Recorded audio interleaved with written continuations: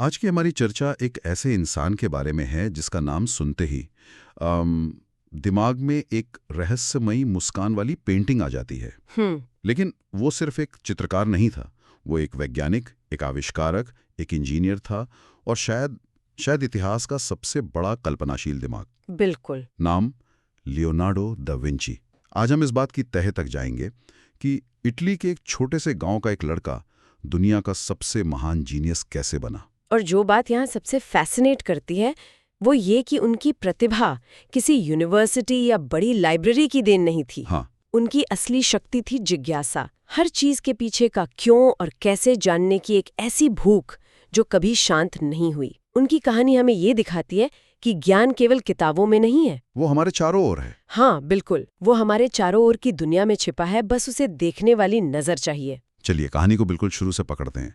Leonardo का जन्म हुआ 1452 में इटली के एक गांव विंची में, और जो पहली चीज हैरान करती है वो ये कि वो एक नाजायज संतान थे। उस जमाने में इसका मतलब होता था कि आपके लिए समाज के कई दरवाजे बंद हैं। हाँ, बंद है। खासकर अच्छी औपचारिक शिक्षा का दरवाजा। आपने बिल्कुल सही पकड़ा। 15वीं सदी के इटली में ये एक बहुत बड़ा सामाजिक कलंक था। अच्छा, इसका मतलब था कि आप डॉक्टर, वकील या किसी बड़े पद पर नहीं पहुंच सकते। आपके लिए पारंपरिक रास्ते एक तरह से बंद थे। तो फिर? लेकिन लियोनार्डो के मामले में यही रुकावट उनकी सबसे बड़ी आजादी बन गई।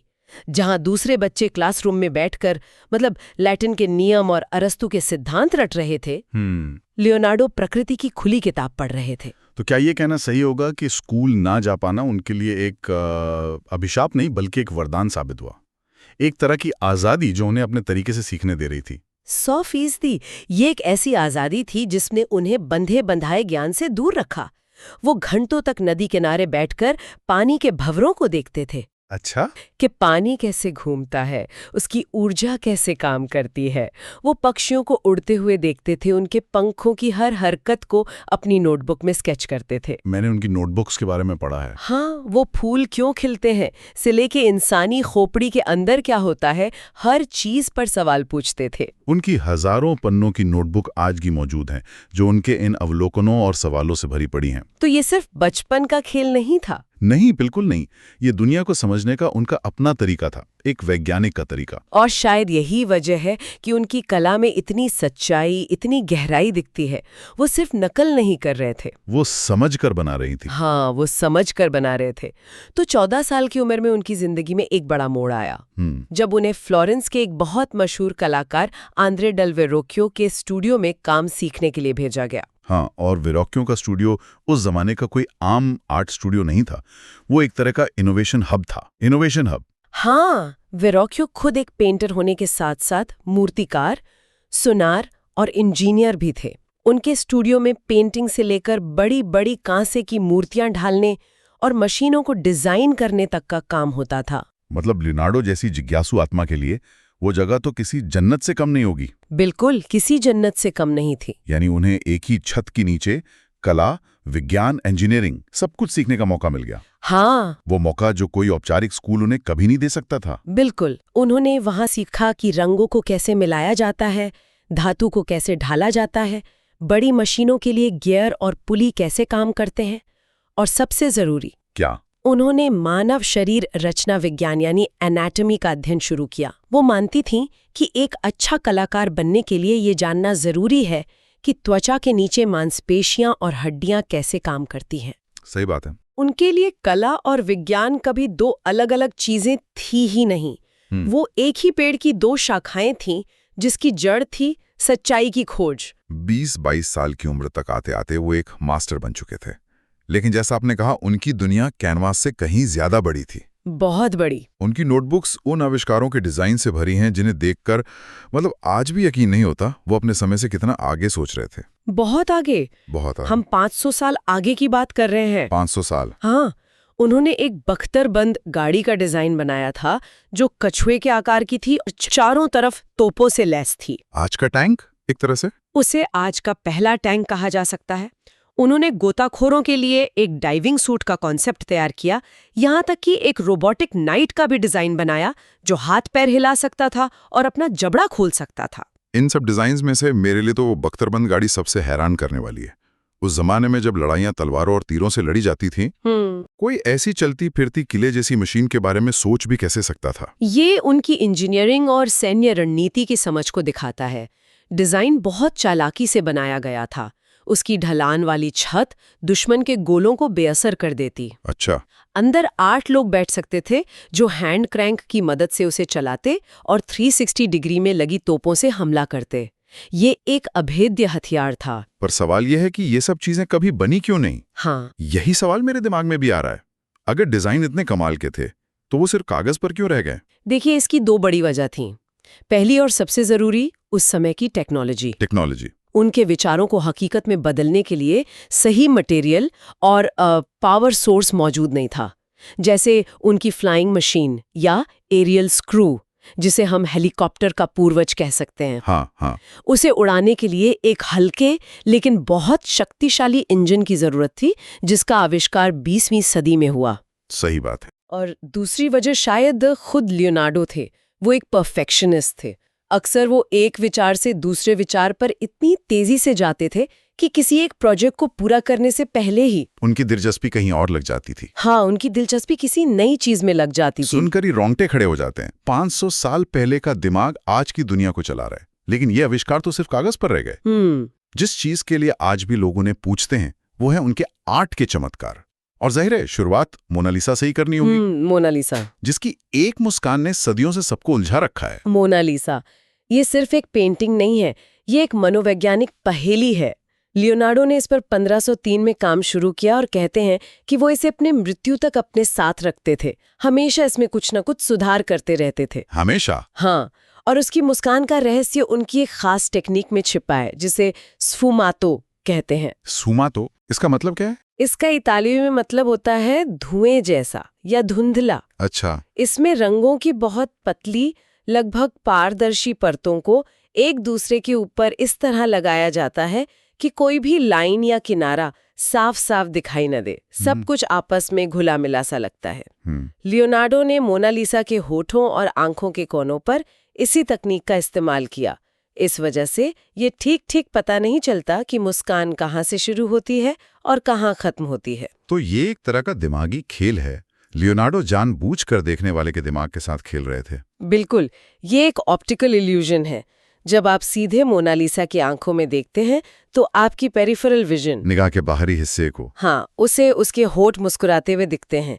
लेकिन जैसे ही आप सीधे उसकी मुस्कान पर फोकस करने की कोशिश करते हैं, वो हल्की पड़ जाती है या गायब हो जाती है। अरे वाह!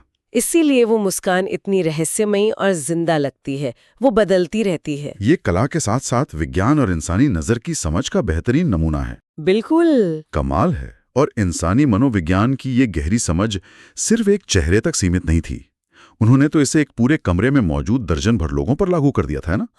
हाँ। अपने दूसरे मास्टरपीस द लास्ट सपर में।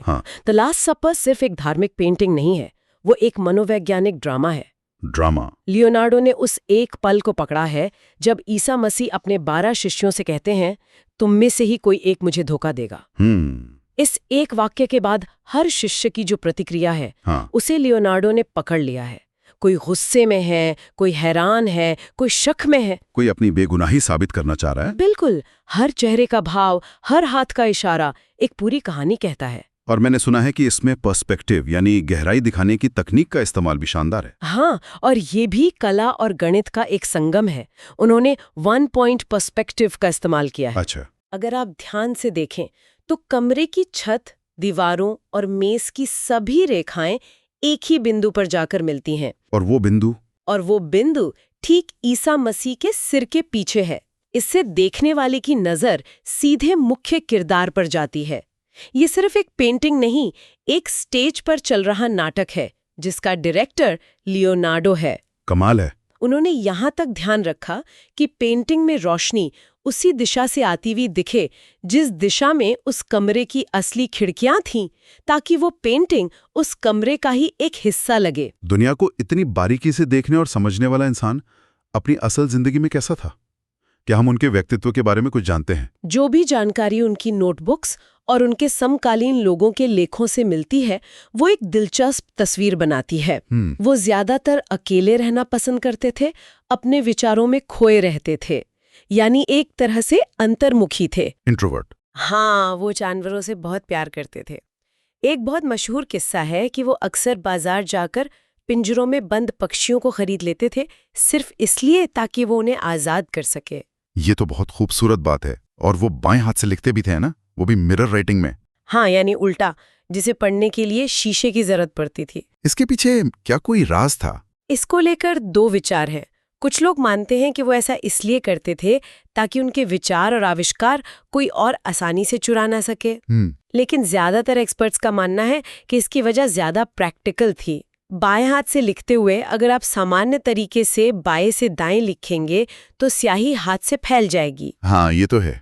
इससे बचने के लिए दाएं से बाएं लिखना ज्यादा आसान होता है, जो शीशे में सीधा दिखता है। और उनका परफेक्शनिस्ट होना, क्या ये भी उनके काम में एक बड़ी भूमिका निभाता था? बहुत बड़ी। मोनालिसा पर उन्होंने सालों काम किया। कई दूसरे प्रोजेक्ट्स तो उन्होंने अधूरे ही छोड़ दिए क्योंकि वो नतीजे से कभी पूरी तरह संतुष्ट नहीं होते थे। अच्छा। लेकिन उनका ये परफेक्शनिस्ट होना असल में उनकी कभी न खत्म होने वाली जिज्ञासा का ही दूसरा रूप था। मतलब? उनके लिए कोई काम तब तक पूरा नहीं होता था जब तक वो उस विषय से जुड़े हर सवाल का जवाब न ढूंढ लें। अगर उन्हें एक चट्टान पेंट करनी है तो वो पहले जियोलॉजी पढ़ते थे कि चट्टानें बनती कैसे हैं। अरे वाह। अगर उन्हें एक पौधा बनाना है तो वो बॉटनी पढ़ते थे। एक पेंटिंग उनके लिए सिर्फ एक तस्वीर नहीं, एक पूरा रिसर्च प्रोजेक्ट होती थी। यह अविश्वसनीय है। उन्होंने अपनी जिंदगी के आखिरी साल फ्रांस में बताया। कहते हैं फ्रांस के राजा फ्रांसिस प्रथम उनकी प्रतिभा के इतने बड़े प्रशंसक थे, बहुत बड़े प्रशंसक, कि उन्होंने लियोनार्डो को अपने शाही महल के पास ही रहने का सम्मान दिया। हाँ, राजा उन्हें एक कलाकार की तरह नहीं बल्कि एक महान दार्शनिक और विचारक की तरह देखते थे। वो अक्सर लियोनार्डो से घंटों बातें करते थे। 2 मई 1519 को 67 साल की उम्र में लियोनार्डो का निधन हो गया। और वो कहानी? हाँ, एक कहानी के अनुसार उनके आखिरी पलों में राजा फ्रांसिस उनके पास ही थे और उन्होंने कहा था, इस दुनिया में कभी कोई ऐसा इंसान पैदा नहीं हुआ जो लियोनार्डो जितना जानता हो। ये किसी के लिए भी बहुत बड़ी श्रद्धांजलि है। तो आज 500 साल बाद लियोनार्डो दा विंची हमारे लिए क्या मायने रखते हैं? वो आज सिर्फ एक नाम नहीं है, वो इस बात का प्रतीक है कि इंसानी दिमाग क्या क्या हासिल कर सकता है। सही बात है। वो इस बात का सबूत है कि कला और विज्ञान अलग नहीं है। उन्हें समय से आगे का इंसान कहा जाता है और ये बिल्कुल सही है। बिल्कुल। उन्होंने 500 साल पहले जो सोचा, आज हमारी टेक्नोलॉजी उसे हकीकत बना रही है। उनके विचारों के बीज आज फल फूल रहे हैं। तो उनकी इस असाधारण जिंदगी से हमारे लिए सबसे बड़ा सबक क्या है? अगर एक चीज निकालनी हो तो वो क्या होगी? शायद यही कि दुनिया को बदलने के लिए सबसे जरूरी चीज है जिज्ञासा। मैं इस विचार को एक कदम और आगे ले जाना चाहूंगी। लियोनार्डो की जिंदगी आज के दौर में हमसे एक बहुत महत्वपूर्ण सवाल पूछती है। आज हम एक ऐसी दुनिया में रहते हैं जहां हर सवाल का जवाब गूगल पर एक क्लिक दूर है। सही है। जानकारी का भंडार हमारी उंगलियों पर है। लेकिन क्या इस जानकारी के महासागर में हम सही सवाल पूछना भूल गए हैं? ये सोचने वाली बात है। क्या हमारी जिज्ञासा कम हो गई है क्योंकि जवाब बहुत आसानी से मिल जाते हैं? शायद लियोनार्डो की असली विरासत उनकी पेंटिंग्स या आविष्कार नहीं, बल्कि ये याद दिलाना है कि सबसे गहरा ज्ञान तैयार जवाबों में नहीं, बल्कि अपनी जिज्ञासा के पीछे बिना थके चलते रहने में है।